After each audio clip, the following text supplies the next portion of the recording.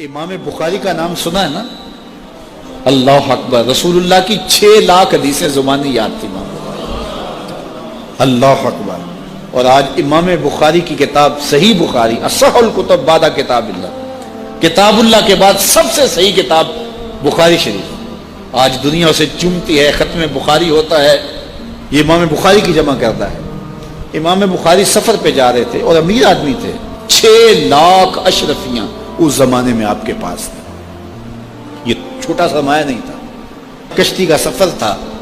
کسی شخص نے دیکھا کہ ان کے پاس 6 لاکھ اشرفیاں ہیں، اس نے سوچا عالمانہ وضاقتہ ہے، پگڑی ہے، جبہ ہے، تو یہ اتنی اشرفیاں تو کسی تاجر کے پاس ہونی چاہیے، تو یہ ایک عالم کے پاس اتنی اشرفیاں ہیں۔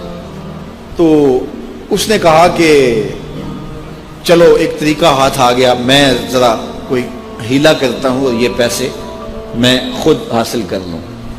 تو اس نے شور مچا دیا کہ میری 6 لاکھ اشرفیاں چوری ہو گئی، کہ جب سب تلاشی لی جائے گی تو ان سے نکلیں گی تو لوگ کہیں گے تو ایک مولوی شخص ہے اور تیرے پاس اتنے پیسے کہاں سے آئے، تو اشرفیاں مجھے مل جائیں گی۔ تو جب تلاشی شروع ہوئی تو امام بخاری کی تلاشی لی گئی تو ایک اشرفی بھی نہیں نکلی، کچھ بھی نہیں نکلا، سارا سامان ٹٹولا گیا، کچھ نہیں نکلا۔ خیر چلو، لوگوں نے اس کو کہا تو جھوٹا ہے، تو نے خام خواہ جو ہے وہ ایک مکر کیا ہے۔ وہ بھی بڑا پریشان تھا کہ اشرفیاں میں نے ان کے پاس دیکھی ہیں، گئی کدھر؟ خیر جب جہاز چلنے لگا تو آہستہ آہستہ امام صاحب کے قریب ہو گیا، امام بخاری سے پوچھنے لگا حضرت اشرفیاں تو تھیں آپ کے پاس، تو کدھر گئی؟ فرمایا جب تم نے الزام لگایا نا، اور مجھے پتا ہے کہ تم نے الزام کیوں لگایا ہے، میری وجہ دیکھ کے تم نے میرے سے ہتھیانا چاہا تھا، تو میں نے چپکے سے وہ اشرفیاں سمندر میں پھینک دی تھی۔ تو کہا حضرت اتنی زیادہ اشرفیاں اور سمندر میں پھینک دیں؟ کہا ہاں۔ کہا کیوں پھینکی؟ تو حضرت امام بخاری فرمانے لگے کہ اگرچہ وہ اشرفیاں میری تھیں، میری ملک تھی، اور تو نے اگرچہ یہ شور کیا تھا لیکن ایسے مجھ سے لے بھی نہیں سکتا تھا، لیکن ہو سکتا تھا کہ کوئی ایسا فیصلہ ہو جاتا اور اشرفیاں مجھے تجھے دینا پڑتی، یا کوئی آدھی آدھی کر لیتے یا کچھ ہوتا، تو اب میری وضع عالمانہ ہے اور میرے اوپر لگ جاتا الزام چوری کا، اگرچہ میں چور نہیں ہوں لیکن لگتا تو الزام، قیامت تک لوگ میری حدیثیں قبول نہ کرتے کہ اس پہ تو چوری کا الزام ہے۔ تو کہا میں نے اپنے کام کو محفوظ کرنے کے لیے اشرفیاں قربان کر دی، اتنی اشرفیاں صرف اپنے کردار کو بچانے کے لیے، اور ہم ٹگے کے لیے، چائے کی پیالی کے لیے دین بیچ دیتے ہیں، اور پھر کہتے ہیں آج علماء کی قدر کیوں نہیں ہے؟ میاں قدر ہم نے خود بیچی ہے، ایک ہی چیز ہے، یا پیسے لے لیں گے یا قدر لے لیں گے۔ تو یہ ذمہ داری تھی ہماری کہ ہم انتہائی حساسیت کے ساتھ جو ہے اس دور کا ادراک کرتے اور حالات کو سمجھتے، اور جن لوگوں نے حالات کو سمجھ کے قدم اٹھائے ہیں وہ کامیاب اور بامراد ہوئے۔ اس لیے علماء کو بھی بہت زیادہ پھونک پھونک کے قدم رکھنے کی ضرورت ہوتی ہے کہ وہ ایک ایک قدم پھونک کر کے رکھیں۔ اعلیٰ حضرت نے کتنی خوبصورت بات کی تھی اپنے زمانے میں، آپ نے علماء کو جو نصیحتیں کی اس میں ایک نصیحت کی، آپ نے کہا علماء لوگ تمہیں دیکھ کے دین کے قریب ہوتے ہیں اور تمہیں دیکھ کے دور بھی ہو جاتے ہیں۔ کہا کہ اگر تم نے سنن غیر موقدہ کو چھوڑ دیا تو لوگ سنن موقدہ چھوڑ دیں گے، اور اگر تم نے سنن موقدہ کو چھوڑ دیا لوگ واجبات چھوڑ دیں گے، تم نے واجبات چھوڑ دیے تو لوگ فرائض چھوڑ دیں گے، اور اگر تم نے فرائض چھوڑ دیے تو لوگ کہیں دین نہ چھوڑ دیں۔ اور پھر کہا اے طبقہ علماء، تم نے اگر مکروہ تنزیہیہ کا ارتکاب کیا تو لوگ مکروہ تحریمیہ میں پڑ جائیں گے، اور اگر تم نے مکروہ تحریمیہ کا ارتکاب کیا لوگ حرام میں پڑ جائیں گے، تم نے اگر حرام کا ارتکاب کیا تو لوگ کفر میں پڑ جائیں گے۔ اس لیے علماء کو آج کے دور میں نہیں، ہر دور میں اپنے کردار کو بڑا صاف رکھنا چاہیے۔ یہ اولاد کے ساتھ ہمدردی نہیں ہے، ساری رات اولاد جاگتی رہے اور جب نماز کا وقت آ جائے تو ماں کہتی ہے بیٹے سو جا، اب تو اذان کا وقت ہو گیا۔ حالانکہ چاہیے تھا کہ اب تو اٹھ جا، اب اذان کا وقت ہو گیا، لیکن ماں اس وقت اگر سلا دے تو کیا یہ گوارا کرتی ہے کہ میرا بیٹا جہنم کی آگ میں جلے؟ ماں اپنی اولاد کو جگائے، اس سے ہمدردی یہ نہیں ہے کہ اب اس کو سونے دے، بیچارہ ساری رات جاگتا رہے۔ ساری رات جاگنے کا اسے حکم کس نے دیا تھا؟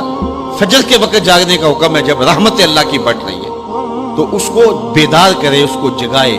کڑکتی دھوپ ہے، آج کل موسم کتنا گرم ہے، تو اگر بچہ دھوپ میں کھڑا ہو اور اس کے پاؤں جلس رہے ہوں تو ماں گوارہ کرتی ہے، بھاگ کے اچک لے گی بچے کو کہ میں اسے دھوپ سے، تمازت سے، گرمی سے بچا لوں۔ تو کیا حشر کی کڑکتی دھوپ میں بیٹا پسینے میں شرابور ہو اور وہ پسینہ آگ سے بھی زیادہ گرم ہو تو کوئی ماں یہ گوارہ کرتی ہے؟ یقیناً نہیں کرتی۔ وہ نہیں کرتی تو اس کو اپنی اولاد کو 5 گانا نماز کا خوگر بنانا ہوگا۔ نماز کی توفیق اللہ سے مانگو۔ آج کے اس اجتماع میں یہی پیغام ہے اور یہی دعوت ہے اور یہی قرآن مجید کی تعلیمات کا خلاصہ ہے۔ 1 بار نہیں، 2 بار نہیں، 10 بار نہیں، 20 بار نہیں، 100 بار نہیں، قرآن و حدیث کے اندر 750 مرتبہ نماز کا حکم آیا ہے۔ آپ ذرا غور کیجئے، 1 مرتبہ کہہ دینا کیا کافی نہیں ہے؟ لیکن 750 مرتبہ تمہارے کریم رب نے تمہیں بار بار کہا ہے، تمہارے کریم رسول نے تمہیں بار بار کہا ہے کہ نماز پڑھو۔ تو اگر ہم اتنی بار سننے کے بعد بھی نماز نہیں پڑھیں گے تو پھر ہم کہاں کھڑے ہوں گے؟ اور دوسری بات ہے کہ اتنی تاکید کی گئی ہے، اتنی تاکید کی گئی ہے، تو یہ کتنا بڑا جرم تھا نماز کا ترک کرنا کہ بار بار کہا گیا ہے۔ جب آگے سامنے آگ جل رہی ہو اور کوئی دوڑ کے چھلانگ لگانا چاہ رہا ہو تو پھر ماں کی ممتا اتنی ہوتی ہے کہ اس کو 100 بار بھی روکنا پڑے تو بچے کو روکتی ہے، اس لیے وہ جانتی ہے کہ آگے آگ ہے، اور اگر میں اس کو نہ روک پائی تو سیدھا آگ میں چھلانگ لگائے گا۔ اللہ ماں سے بھی زیادہ پیار کرتا ہے، رسول اللہ ماں سے بھی زیادہ پیار کرتے ہیں، اس لیے 1 بار نہیں، 2 بار نہیں، 10 بار نہیں، 100 بار نہیں، 750 مرتبہ کہا کہ تمہاری نماز نہیں چھوٹنی چاہیے۔ رسول کریم صلی اللہ علیہ وسلم نے ارشاد فرمایا، اگر تم میں سے کسی شخص کے دروازے کے سامنے سے نہر گزرتی ہو اور وہ دن میں 5 مرتبہ وہاں سے غسل کرتا ہو، صحابہ مجھے بتاؤ اس کے بدن پہ کوئی میل کچیل رہے گا؟ تو صحابہ نے عرض کی، اے اللہ کے رسول، اس کے بدن پہ کوئی میل کچیل نہیں رہ سکتا جو دن میں 5 مرتبہ غسل کرتا ہے۔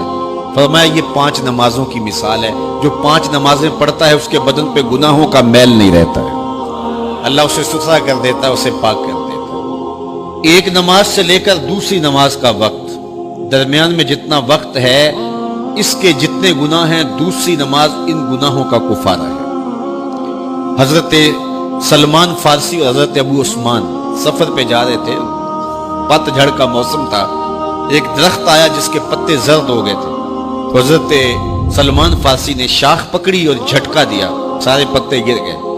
تو کہا، ابو عثمان تو نے مجھے پوچھا نہیں کہ یہ میں نے کیوں کیا ہے؟ حضرت ابو عثمان نے کہا، میں نے نہیں پوچھا، آپ بتائیں آپ نے ایسا کیوں کیا ہے؟ تو حضرت سلمان فارسی کہنے لگے، ایک دن میں رسول اللہ کے ساتھ تھا، سفر پہ تھا، ایسے ہی ایک درخت آیا جس کے پتے زرد ہو چکے تھے، حضور نے شاخ پکڑی، جنبش دی، جھٹکا دیا، پتے گر گئے۔ حضور نے مجھے دیکھا اور کہا، اے سلمان تو نے مجھے پوچھا نہیں کہ میں نے ایسا کیوں کیا ہے؟ تو میں نے کہا، بندہ نواز آپ بتا دیں آپ نے ایسا کیوں فرمایا ہے؟ فرمایا، سلمان جس طرح میں نے اس شاخ کو جنبش دی اور اس پر کوئی بھی پتا نہیں رہا، سارے گر گئے، جب بندہ نماز کے لیے کھڑا ہو جاتا ہے بدن کے سارے گناہ جڑ جاتے ہیں۔ اللہ کی توفیق سے میرا خیال ہے کہ آپ سارے لوگ نمازی ہوں گے، اور میری مائیں بہنیں اور بیٹیاں جو تشریف لائی ہیں انہیں بھی 5 گانا نماز کا شعور اور توفیق نصیب ہوگی۔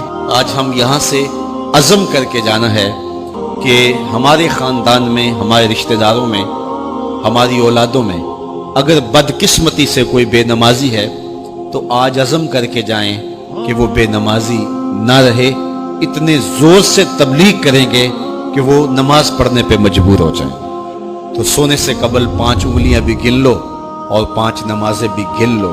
جو کہا گیا مجھے امید ہے کہ یقیناً یہ آپ کی روحوں تک اترا ہوگا، اور اگر بدقسمتی سے کوئی بے نمازی ہے تو آج کے بعد بے نمازی نہیں رہے گا۔ اور ہم اپنے ماحول میں اپنی اولاد سے اگر پیار کرتے ہیں، حقیقی پیار ہے ہمیں، تو پھر ان کو 5 گانا نماز کا عادی بنانا ہوگا اور ان کی